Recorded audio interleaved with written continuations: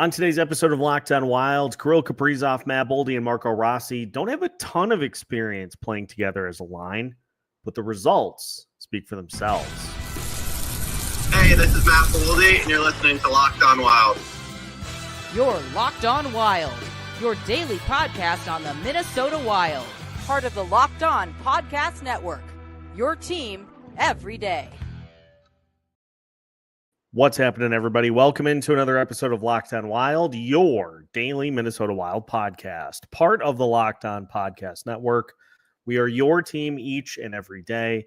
We thank you for making Locked On Wild your first listen each and every day as well. Make sure you subscribe on YouTube and your favorite podcast platform so you don't miss out on any new episodes throughout the week. On today's episode of Locked On Wild, we're starting to look at the line combinations we expect to see for the Minnesota Wild to start the season. And we're starting at the top with Kirill Kaprizov, Matt Boldy, and Marco Rossi. This is a combination that we have not seen a ton of over the last couple of seasons, but I would imagine with the Matt Zuccarello injury, this is what we see at least to start the season. So we'll take a look at the numbers and where they rank amongst the rest of the Central Division line combos. So let's talk about this a little bit, because obviously the Matt Zuccarello injury is going to be a big piece of the season to start. Zuccarello is supposed to be getting an opinion as to whether surgery is going to be necessary for whatever the injury is. We don't know what the injury is. And as we said on yesterday's show, we likely never will. So that is going to provide an opportunity for the Minnesota Wild to try a couple of things, see if they can get some combinations they maybe go back to in the event of injury down the stretch or later in the season.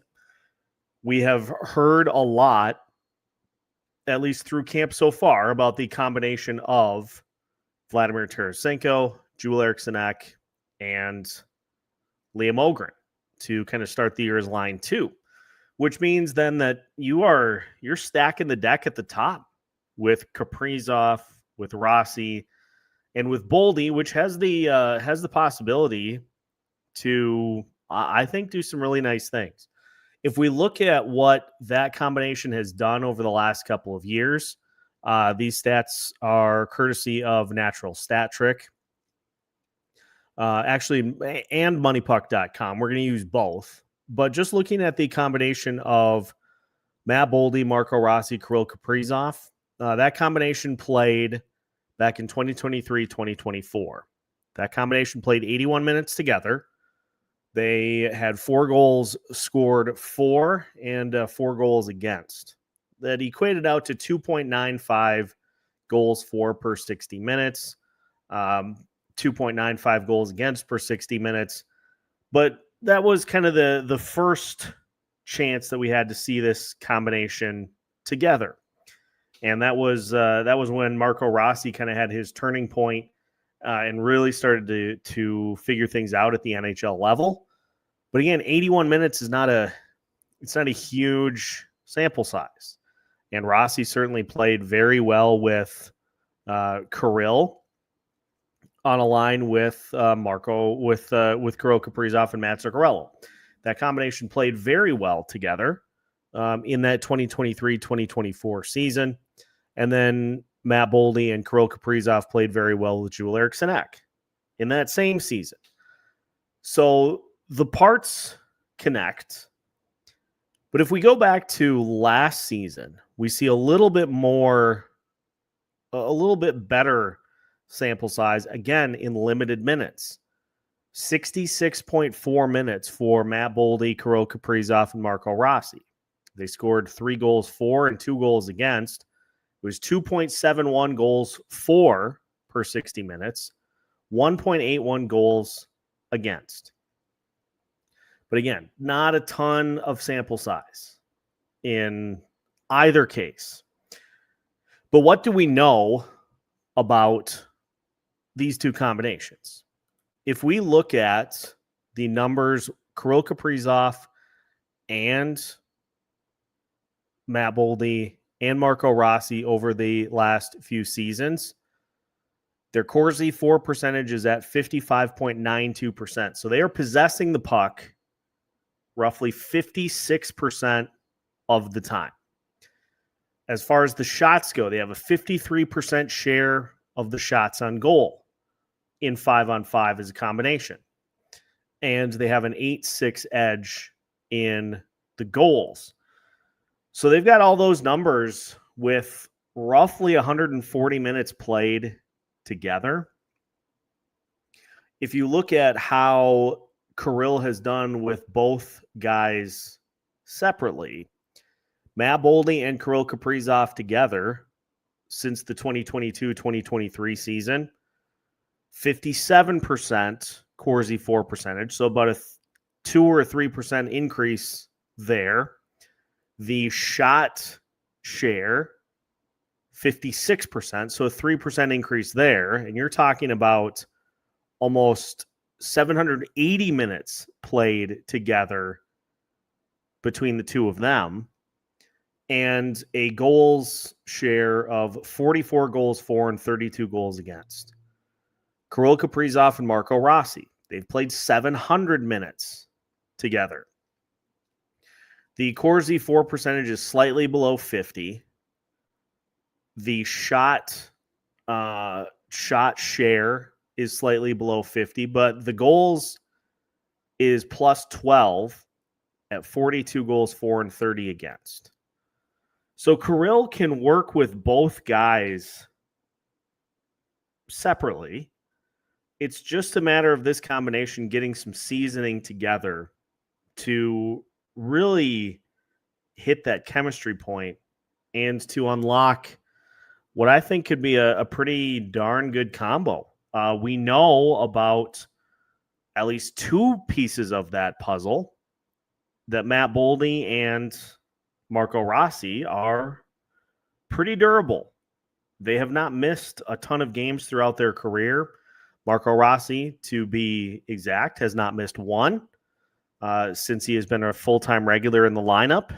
And Matt Boldy is, he maybe gets banged up and misses a game or two, but he's been relatively healthy throughout the course of his career. The numbers for Matt Boldy and Marco Rossi together without Kirill Kaprizov should tell the story here. Corsi for percentage is at 47.9, so that's below 50. The shot share is slightly above, and the goals, 24 goals for, 22 against, and that's in 632 minutes together without Kirill. So the numbers with those two without Kirill, pretty pedestrian. The numbers Kirill has with both of the other two separately are very good.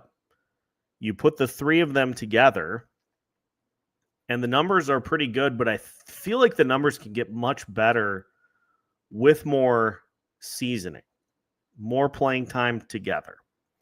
And so as far as expectations go, because I would be shocked if we don't see this, and maybe it doesn't really gel right off the bat to where you need to go to something else. But I think this is going to be what we see to start the season. So what does this combination need to do in order to be successful? We'll take a look at a few of the things that this line has going for them and where they would need a little bit of improvement if this is indeed going to be the top line for the Wild once the season starts. We'll talk more about the top line as we continue today's episode of Locked on Wild after this. Today's episode of Locked on Wild is brought to you by Monarch Money. Most people can't name all of their financial accounts or even what they're worth, whether it's 401ks, properties, or investments. And when you don't have the full picture, you can end up leaving money on the table. That's why there's Monarch Money. It's an all-in-one personal finance tool that brings your entire financial life together in one clean, easy-to-use interface on your laptop or on your phone. Monarch is built for people with busy lives. If you've put off organizing your finances, Monarch is for you. Monarch does all the heavy lifting for you. You can link all of your accounts in minutes, see clear data visuals, get smart categorization of your spending, and finally feel in control of your money without ever touching a spreadsheet. So don't let financial flexibility slip through the cracks. Use code LOCKEDONNHL at monarchmoney.com in your browser for half off your first year. That's 50% off your first year at monarchmoney.com with code LOCKEDONNHL. Welcome back to today's episode of Locked On Wild. Once again, we thank you for making Locked On Wild your first listen each and every day. And once again, make sure to like and subscribe on YouTube and your favorite podcast platform so you don't miss out on any new episodes throughout the week. So we're talking about this top line combination of Kirill Kaprizov, Matt Boldy, and Marco Rossi.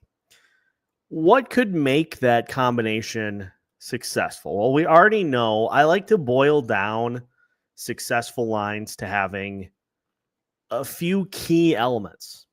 Number one, the playmaker, the player that can kind of stir the drink, drive the car, whatever analogy you want to use, the player that is the one that kind of shapes what's going on the offense. Kirill Kaprizov's pretty good at that. He has been pretty good at creativity, at drawing in the attention of the defenders throughout the entirety of his career.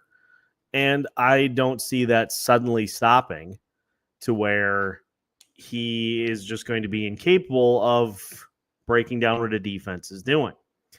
You got him. You've got Matt Boldy, who is a great intermediate target.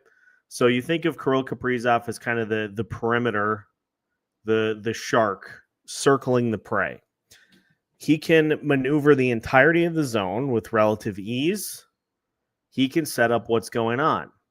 Matt Boldy is a good shooter that can hit from a little closer in. Now, he's capable of scoring from other spots on the ice, but he's really good kind of in that intermediate between the faceoff circles area.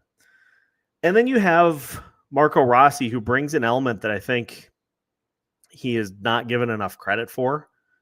And this is something that as he grows as a player, he's going to get better at branching out a little bit from the direct net front area. But he is already very good at scoring from close, whether it be rebound attempts, whether it be turnovers right in front of the goalie.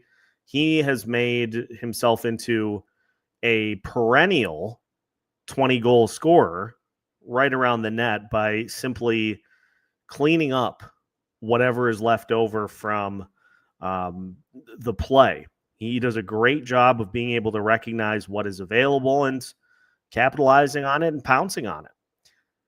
So you add those elements together, and I feel like with the skills that the three of them combined have on the table, I feel like the skills that they have set them up to be a good option to start the season for the Wild. Now, what can they do as far as a production level is concerned? I went and I actually charted the entirety of the Central Division. We'll focus on the rest of the Central in the final segment, but I want to just kind of paint a picture of what this line could be capable of and whether they're going to be able to hit their projections. I just went strictly off of their 82-game average, and we'll talk out each one and the likelihood that they get to those numbers. Because number one, in order to achieve your 82-game average, you got to play either 82 full or as close to 82 as possible. So we'll talk about all that as well. But here are just the numbers that all of these players put together in their careers. Kirill Kaprizov, over the course of 82 games, is averaging 48 goals, 52 assists, and 100 total points for the course of 82 games. Now, he has not hit the 82 game mark. He has come close, but remember, this past season, he played 41 games. He had 25 goals. So the easy math there is, had he played the full 82, he would have scored 50. His average over 82 games is 48 goals, 52 assists for 100 total points. Marco Rossi's 82 game average, 20 goals, 25 assists, 45 total points. And Matt Boldy's 82 game average, 29 goals, 41 assists, 70 total points for a grand total of 97 goals, 118 assists, and 215 total points if all three hit their 82 game averages. What is the likelihood that they're going to do that? Well, let's start with Matt Boldy. Boldy is a player who his numbers have gone on kind of an interesting turn over the last couple of years. The goal numbers have decreased. The points, however, have increased every season. And he finished this year with a career high 73 points in 82 games. Like, he goes from 31 goals in 2022-2023 to 29 to 27 this past season.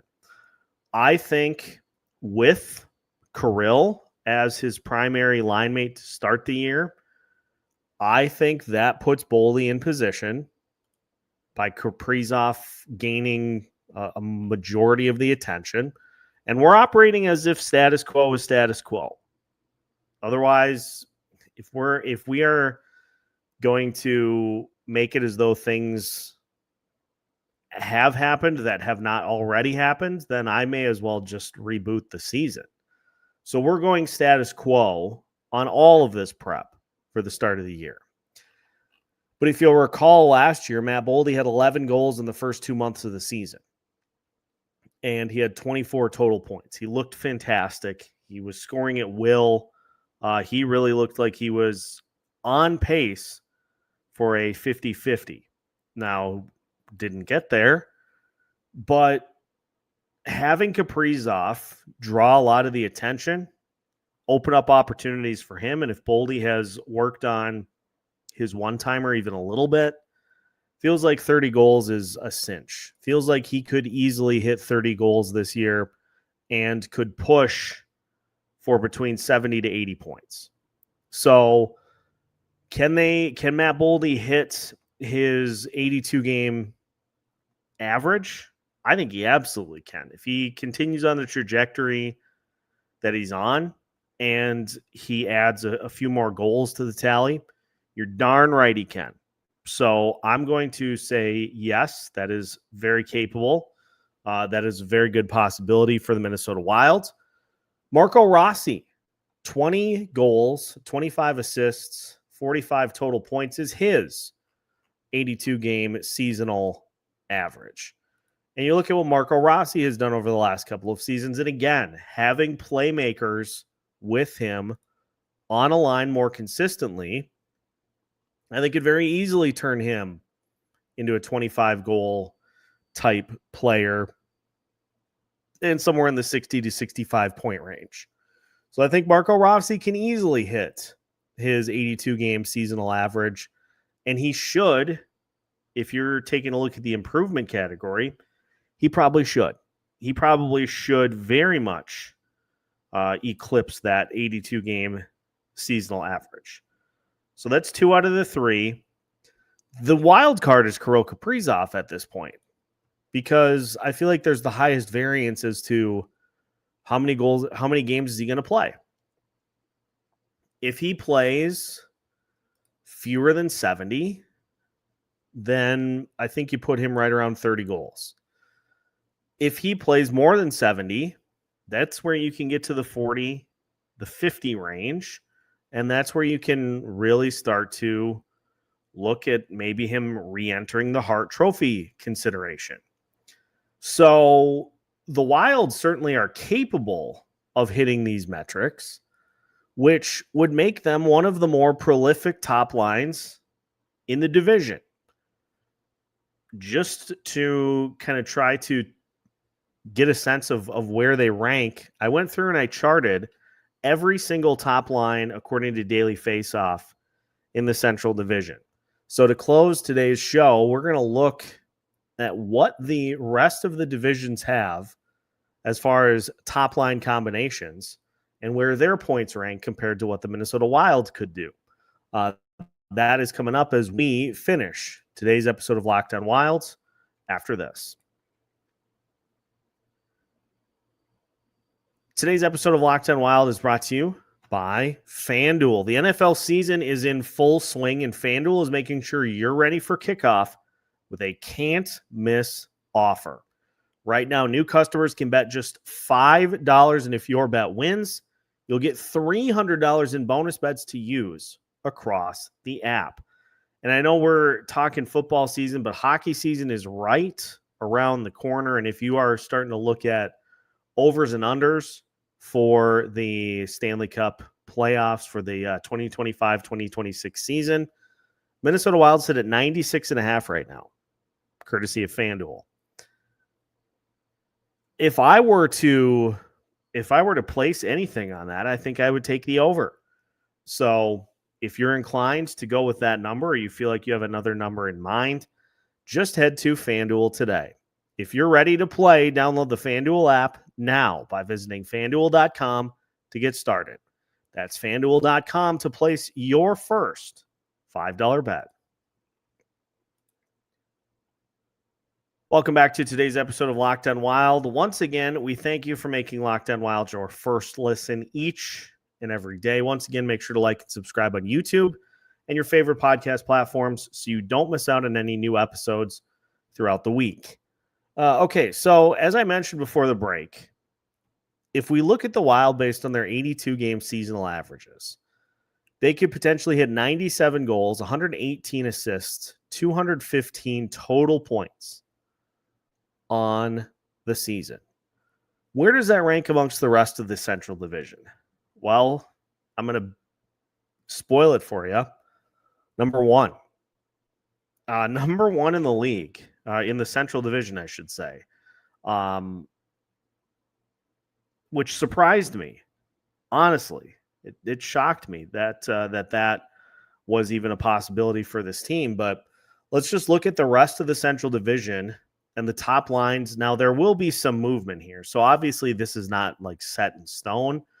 And some of these combinations I honestly found very interesting, according to Daily Faceoff. Because I don't know that I necessarily agree that these combinations will all be what they utilize. But if we look at the Colorado Avalanche to start, that one's pretty safe. I mean, the Avs, you know who you're going to get for most of that top line. Daily Faceoff has Valeri Nichushkin, Nathan McKinnon, and Marty Necas, which is crazy that the Wilds could outdo that combination. But basically, the 82-game averages, Nichushkin's is 20 goals, 26 assists, 46 total points. McKinnon's 82-game average, 35 goals, 61 assists, 96 total points. And Necas, 23 goals, 38 assists, 61 total points.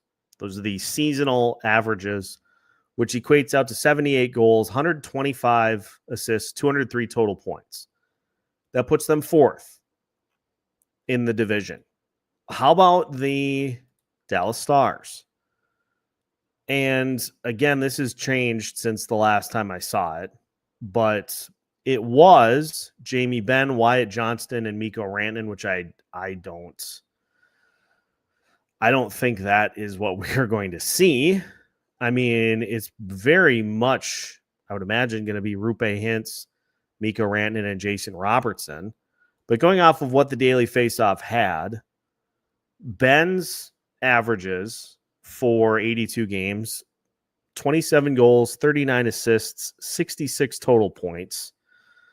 Wyatt Johnston's 30 goals, 29 assists, 59 total points. And Rantanen's is 37 goals, 52 assists, 89 total points. That's 94 goals, 120 points, 120 assists, 214 total points, which puts them second, 1 point behind the Wild. Now the Jets, the Winnipeg Jets, I'll give you a hint. They're third. And it's Kyle Connor, Mark Scheifele, and Gabe Vilardi is what the Jets are rolling with.